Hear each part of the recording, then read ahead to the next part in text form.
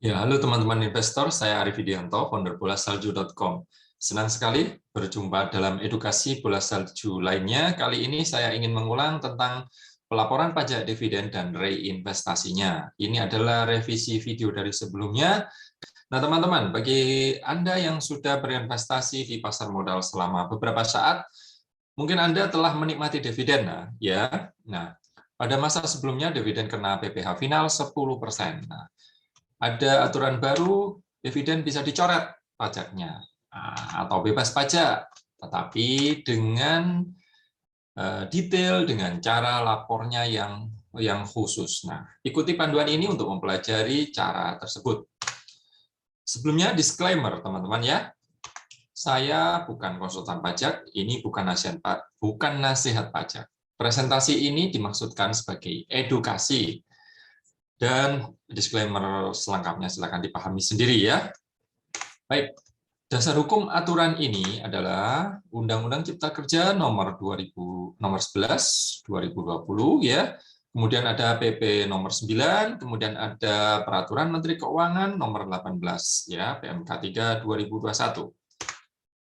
Nah, untuk mempersiapkan materi ini, saya harus berterima kasih kepada sumber-sumber dan referensi, yaitu artikel dengan judul Mau Dividen Bebas Pajak, seperti yang ada di gambar kanan itu. Kemudian, sebuah konsultasi yang saya lakukan dengan staf Green Pajak pada tahun yang lalu, 19 Mei, selama 30-an menit. Terus kemudian konsultasi dengan staf pajak, dan juga menyita waktu cukup lama. Terima kasih atas bantuan informasinya. Nah, jadi teman-teman perlu diketahui sebelum saya memberitahu alur ringkas dari cara melaporkan pajak dividen dan reinvestasi ini, secara spesifik saya batasi ya, karena kalau terlalu lebar ya mungkin ada banyak aturan-aturan sendiri. Nah, ini untuk dividen dalam negeri dan untuk wajib pajak orang pribadi. Jelas ya? Nah, saya tidak bisa memberi nasihat pajak, hubungi konsultan pajak atau akun representatif. Jika ada pertanyaan, selalu cari konsultan pajak yang berlisensi dan resmi ya. Baik. Nah, teman-teman, aturan ini berlaku untuk dividen yang diterima sejak 1 Maret 2021. Jadi periode sebelumnya Februari 2021 belum berlaku. Ya, ada beberapa perusahaan mungkin yang sudah membagikan dividen itu belum berlaku. Pada masa itu dividen langsung dipotong oleh perusahaan sebesar 10%.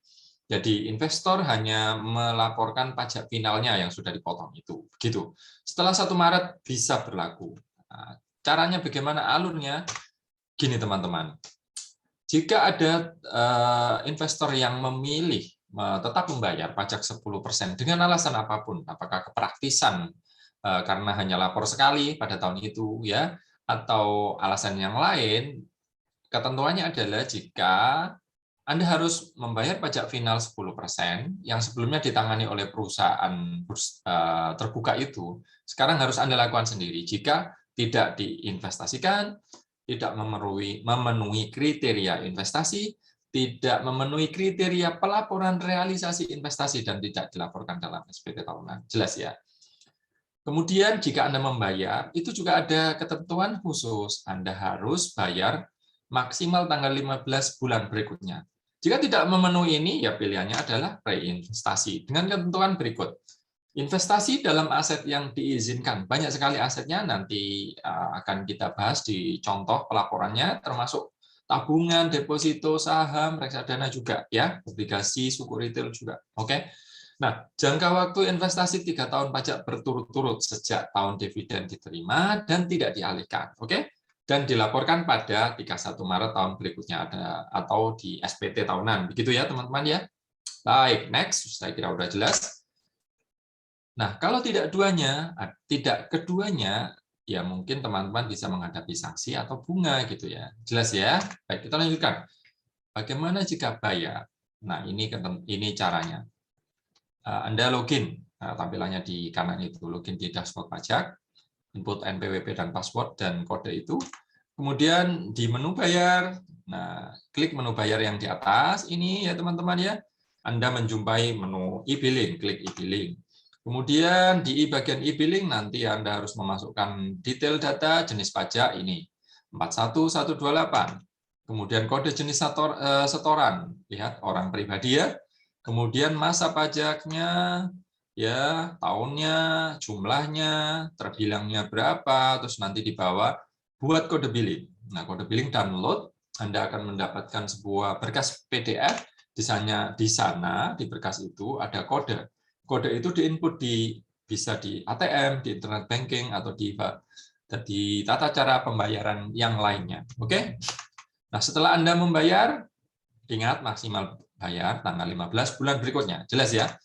Nah, rincian total pembayaran itu kemudian diinput di SPT. Nanti detail laporannya di slide berikut ya. Baik, kita lanjutkan. Jika Anda reinvestasi, bebas pajak, ini cara lapornya. Nah, saya bagi beberapa slide demi kemudahan penjelasannya, teman-teman ya. Baik, cara pertama, jika Anda belum pernah melakukannya, Anda harus klik ini, profil, kemudian klik menu aktivasi fitur yang ada di bawah itu, ya di sini. Kemudian menu e-reporting harus diaktifkan, jadi abaikan menu yang lain, oke? Kemudian disimpan. Nah, setelah Anda menyimpan ini, selanjutnya Anda tidak perlu melakukan ini, aktivasi ini. Anda langsung mengakses ke menu yang bagian ini, ya, ke menu layanan, lalu klik e-reporting. Jelas ya? Nah, sekarang saatnya pelaporan. Ya, Anda akan menjumpai halaman seperti ini. Nanti Anda harus klik lapor itu, tombol warna kuning itu ya, teman-teman. Kemudian dilanjutkan, Anda akan menjumpai sebuah tampilan seperti ini. Ada dua bagian di tampilan ini. Yang bagian atas adalah laporan dividen, yang di bagian bawah adalah laporan investasi. Nah, prinsipnya, seluruh sumber pendapatan dividen di bagian atas. Seluruh investasi, reinvestasi yang dilaporkan untuk mendapatkan fasilitas bebas pajak di bagian bawah. Jelas ya? Nah, kemudian ini skenario contoh, saya klik yang atas. Oke? Saya klik yang atas, nanti akan muncul tampilan seperti ini. Jadi ingat ya, ini tambah laporan dividen. Anda pilih laporan pertama tahun 2021. Nah, jika di video sebelumnya tidak ada detail seperti ini karena saya tidak bisa mengakses menu tersebut. Nah, jadi gini teman-teman. Ada angka 1, kemudian 2021. Artinya, ini adalah pelaporan pertama untuk dividen yang diperoleh pada tahun 2021. Untuk dilaporkan pada tahun ini, 2022. Tahun berikutnya, tahun 2023, nanti pelaporan 2 tahun 2021 tetap. Jelas ya? Tahun 2024, pelaporan ketiga, nanti muncul, Anda harus input lagi pelaporan ketiga tahun 2021 tetap ya. Untuk 1 tahun dividen harus dilaporkan 3 tahun. Gitu kan konsepnya reinvestasi. Nah, itu untuk bagian di pendapatan dividen. Nah, ini contohnya melaporkannya, pilih laporan 1, oke? Seperti itu. Kemudian pilih pendapatannya atau jenis penghasilan dari dalam negeri, karena ini contoh bahasan dividen dari dalam negeri, oke? Kemudian pilih di bagian pemberi penghasilan, teman-teman tinggal memasukkan misalnya BBRI sebagai contoh. Hanya disclaimer ya, saya tidak memiliki saham BRI, saya tidak mendapatkan dividen dari BRI, dan ini bukan saran investasi. Oke? Nah, Anda ketik di situ BRI. Nah, bagaimana Pak kalau dalam 1 tahun saya menerima dividen 2 kali dari BRI misalnya? Ya berarti inputnya 2 kali. Kemudian di bagian berikutnya Anda harus menginput tanggal ketika dividen itu diterima oleh Anda atau ditransfer ke rekening Anda. Jadi maksudnya tanggal bayar ya teman-teman, bukan cum date. Nah, sebagai contoh di sini BRI itu adalah tanggal real pembayaran dividen BRI pada April tanggal 28 tahun 2021. Itu saya klik ya 28, nanti muncul seperti ini, lihat. Nah, kemudian Anda tinggal input berapa penghasilan dividen Anda dari seluruh lembar saham yang ada di beberapa broker itu, bisa digabung, dan memang seharusnya digabung karena agar tidak terlalu banyak detail di baris itu. Ini sudah saya konfirmasikan, bisa dilakukan seperti itu. Oke, jadi misalnya Anda punya 3 rekening broker, digabung aja penghasilan dan dari BRI-nya, misalnya kayak gitu. Diinput di bagian atas, lalu di bagian diinvestasikan, diinput juga. Nah, kenapa harus 2 kali? barangkali investor tersebut memutuskan misalnya memperoleh dividen 1 juta. Dia hanya reinvestasi 900.000, yang 100.000-nya dikonsumsi. Misalnya seperti itu, mungkin terjadi kan. Begitu skenarionya. Kalau investor yang ingin mendapatkan bebas pajak seluruhnya, berarti keduanya angkanya sama seperti pada contoh ini. Ya, kemudian klik tambah. Nah, itu tadi sudah ya, yang bagian pendapatan dividen. Sekarang bagian reinvestasi. Hampir sama, pelaporan ke-1 tahun 2021 memilih seperti itu. Kemudian Anda memilih tanggal ya. Misalnya skenario saya adalah pada akhir tahun ya, tanggal 31. Kemudian skenario ini contoh ini yang di layar ya, yang di layar ini ada berarti diinvestasikan ke dalam tabungan gitu ya, contoh teman-teman ya.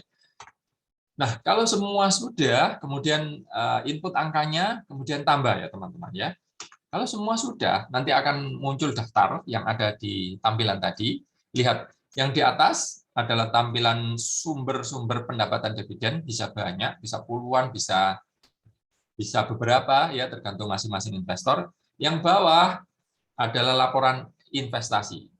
Nah, kalau tadi saya cerita tabungan, ini sebagai contoh di sini, saya juga bisa berinvestasi dalam misalnya membentuk usaha baru, ya modal usaha perusahaan baru, bisa seperti itu ya. Asal intinya sih di Indonesia kalau saya menangkapnya seperti itu. Nah, dari tampilan ini teman-teman bisa katakanlah ingin membatalkan sebuah input karena di aplikasi ini tidak ada edit ya, jadi adanya adalah dihapus. Setelah dihapus, diinput lagi seperti itu. Yang atas juga demikian, yang bawah juga bisa dihapus, diinput lagi. Nah, kalau semua dirasa sudah beres, bisa diklik submit. Ya, setelah submit nanti Anda akan mendapatkan konfirmasi. Lalu setelah konfirmasi itu diklik OK, nanti akan muncul tampilan seperti ini. Berarti Anda sukses membuat pelaporan reinvestasi untuk tahun ini. Ya, untuk periode 2021, laporan pertama. Jelas ya? Anda bisa klik OK, nanti Anda akan diantarkan ke halaman daftar pelaporan, kemudian Anda bisa mengunduh yang di tombol itu, mengunduh PDF-nya. Itu bukti laporan reinvestasi. Nah, itu tadi cara laporan reinvestasinya. Bagaimana pelaporan SPT tahunannya? Nah, sebagai contoh dalam pelaporan SPT tahunan, misal total dividen setahun 10 juta, gitu ya. Nah, jumlah pembayaran kalau Anda membayar berarti 1 juta, gitu ya. Nah, cara pelaporan di SPT tahunan seperti ini, jika bayar. Ini sebagai contoh, saya memakai formulir contoh 1770. Di bagian A ini, di formulir ini, bagian A, kemudian lampiran 3, teman-teman. Nah, di nomor 14 itu ada bagian dividen. Oke? Nah, kalau Anda membayar, berarti di sini brutonya 10 juta, seperti ini. Ini contoh ya, contoh totalnya 10 juta. Gitu. Misalnya totalnya 20, ya yang 20 yang dimasukkan di sini.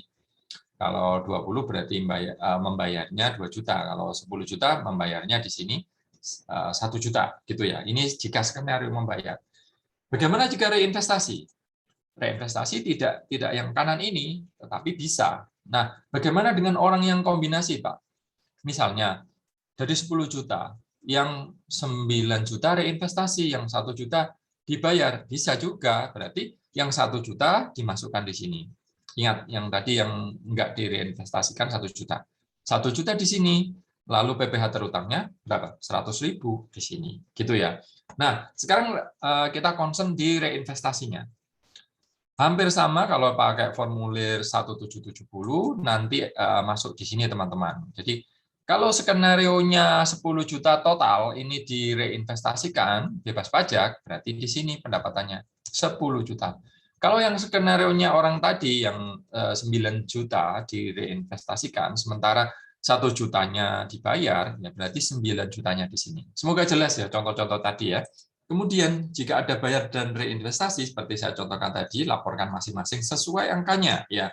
Nah, kemudian ini yang terakhir, jangan lupa ini melakukan ini ya teman-teman. Masukkan aset investasi saham pada posisi akhir tahun di lampiran keempat bagian A untuk formulir 1770.